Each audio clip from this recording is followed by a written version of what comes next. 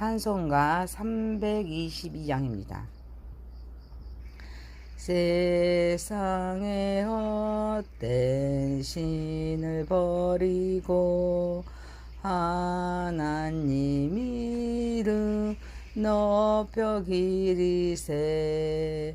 온 천하 백성 모두 나와서 다 같이 하나님만 섬기세. 세상의 헛된 우상 버리고 인간의 모든 부귀영화와 거짓과 불의 모두 버리고 온전히 하나님만 섬기세. 주님의 백성 서로 헤아려 시기와 미움 아주 버리고 하나님만을 홀로 섬기는 천국을 어서 이뤄 주소서. 아멘. 에레미야서 45장 1절에서 46장 12절입니다. 유다의 요시야 왕의 아들 요아김 넷째 해 네리야의 아들 바룩이 에레미야가 불러주는 대로 이 모든 말을 책에 기록하니라. 그때 선지자 에레미야가 그에게 말하여 이르되, 바룩아, 이스라엘의 하나님 여호와께서 내게 이같이 말씀하셨느니라. 내가 일찍이 말하기를 하로다. 여호와께서 나의 고통에 슬픔을 더하셨으니 나는 나의 탄식으로 피곤하여 평안을 찾지 못하도다. 너는 그에게 이르라. 여호와께서 이와 같이 말씀하시기를, 보라, 나는 내가 세운 것을 헐기도 하며 내가 심은 것을 뽑기도 하나니 온 땅에 그리하겠거늘 네가 너를 위하여 큰 일을 찾느냐? 그것을 찾지 말라. 보라, 내가 모든 육체의 재난을 때리리라. 그러나 네가 가는 모든 곳에서는 내가 너에게 내 생명을 노량물 주듯 하리라. 여호와의 말씀이니라. 46장입니다. 이방 나라들에 대하여 선지자 에레미야에 임한 여호와의 말씀이니라. 애굽에 관한 것이라. 곧 유다의 요시야 왕의 아들 요아김 넷째에 유브라데 강가의 갈그미스에서 바벨론의 느부갓네살 왕에게 패한 애굽의 왕 바로느고의 군대에 대한 말씀이니라. 너희는 작은 방패와 큰 방패를 예비하고 나가서 싸우라.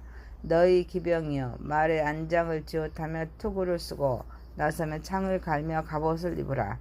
여호와의 말씀이다. 내가 본즉 그들이 놀라 물러가며 그들의 용사는 패하여 황급히 도망하며 뒤를 돌아보지 아니함은 어찌냐? 두려움이 그들의 사방에 있음이로다. 발이 빠른 자도 도망하지 못하며 용사도 피하지 못하고 그들이 다 북쪽에서 유브라데 강가에서 넘어지며 엎드러지는도다.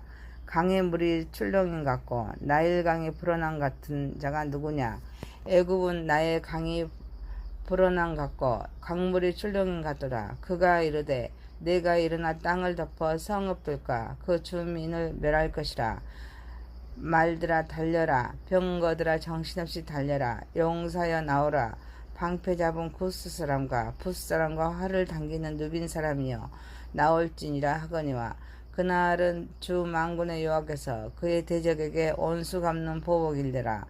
같이 배부르게 삼키며 그들의 피를 넘치도록 마시리니 주 만군의 여호와께서 북쪽 유브라데 강가에서 희생 제물을 받으실 것이미로다.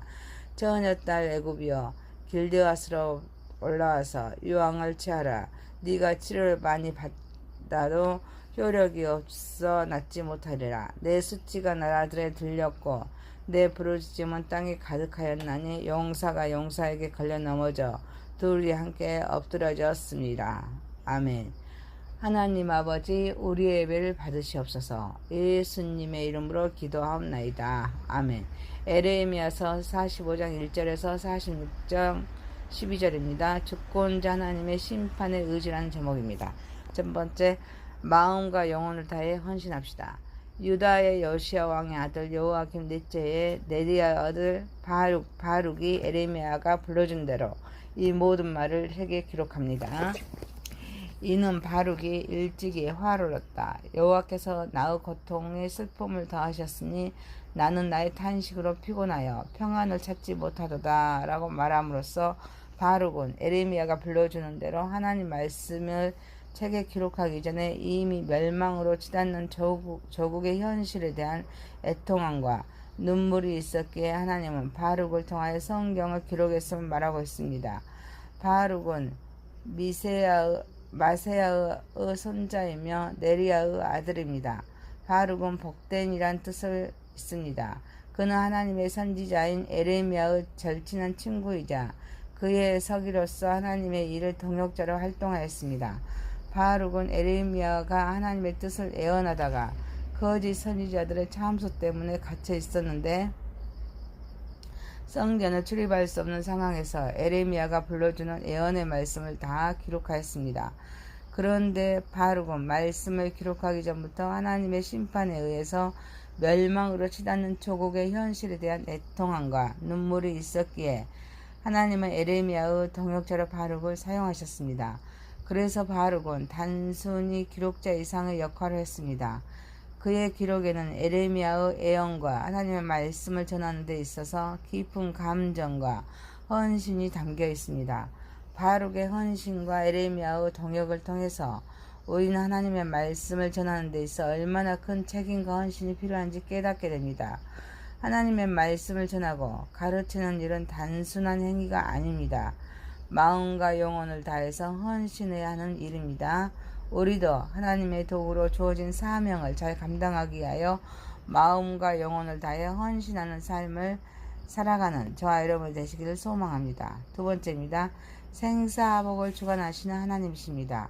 구원을 계획하신 하나님은 에레미야를 통하여 바룩에게 보라, 나는 내가 세운 것을 헐기도 하며 내가 심은 것을 뽑기도 하나니 온 땅에 그리하겠거늘 네가 너를 위하여 큰 일을 찾느냐.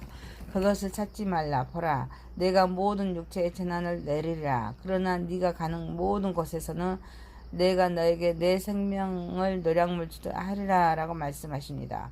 하나님은 세운 것을 헐기도 하십니다. 내가 심은 것을 뽑기도 하는 세상을 주관하시는 주권자이십니다. 그래서 바룩이 어느 곳을 갈지라도 그의 생명을 전쟁 가운데서 노량물을 얻는 것 같이 보호하시겠다고 약속해 주십니다. 구원을 계획하신 하나님은 세상을 주관하시는 주권자이십니다. 세운 것을 헐기도 하시고 심은 것을 뽑기도 하시는 분이십니다. 이 세상에 되어지는 모든 것은 하나님의 주권과 하나님의 섭리를 벗어날 수가 없습니다. 세상을 지으신 분도 하나님이십니다.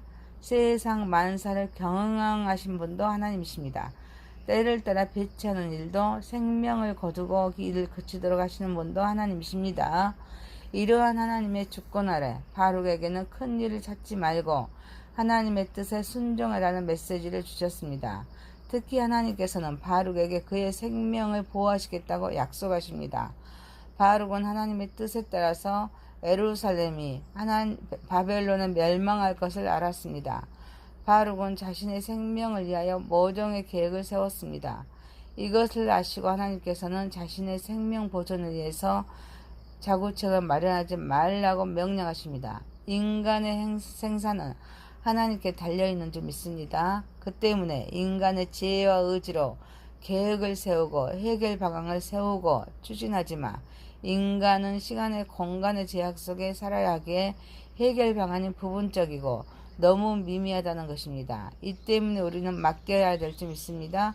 하나님의 섭리를 발견하고서 나의 모든 것을 포기해야 될 줄 믿습니다.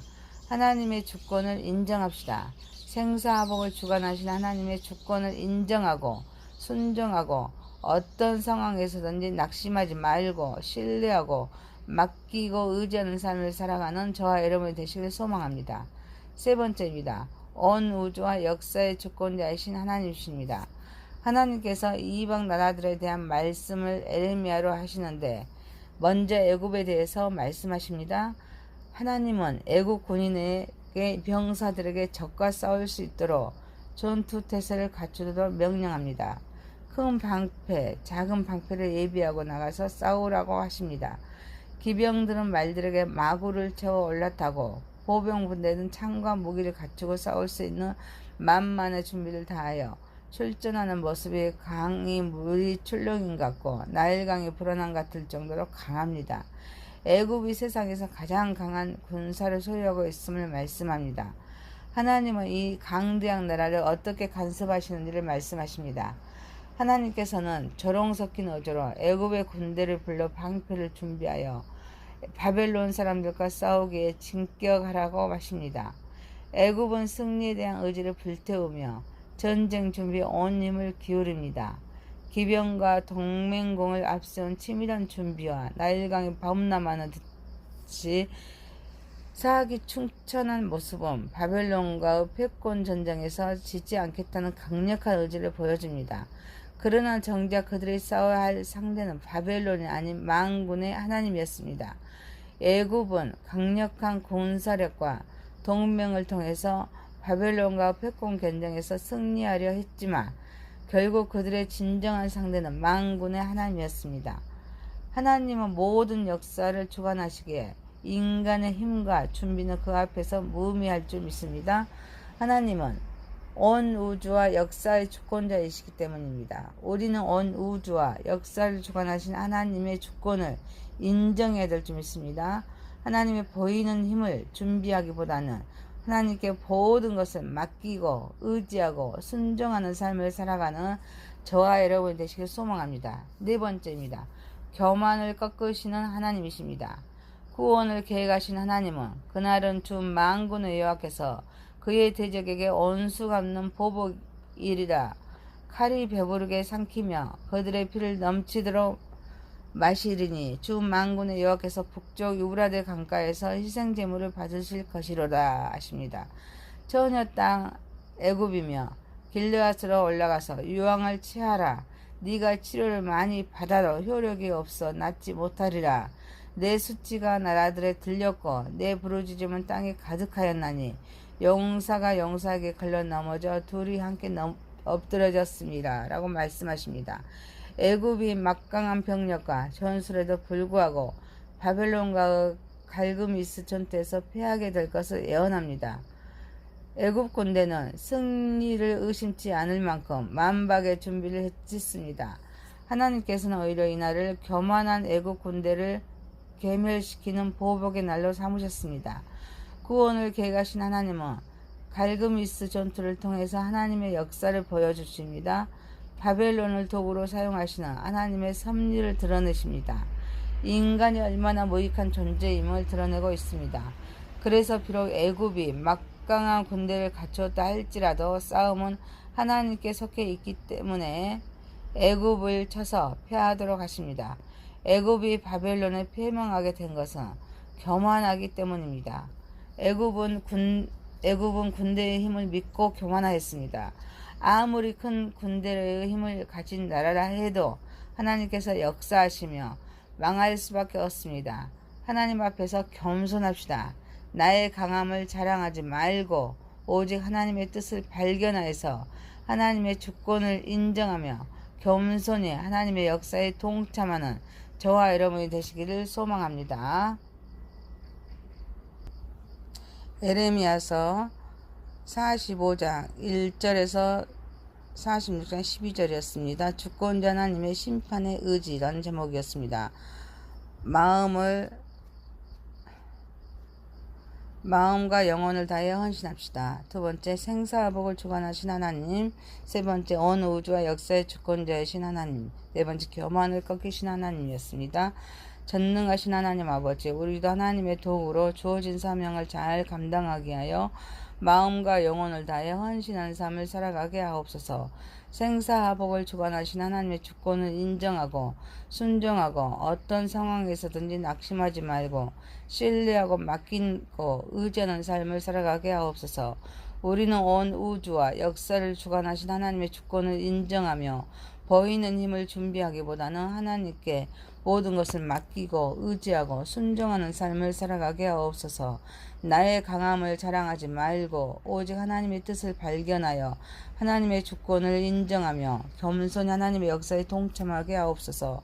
예수님의 이름으로 기도하옵나이다. 아멘.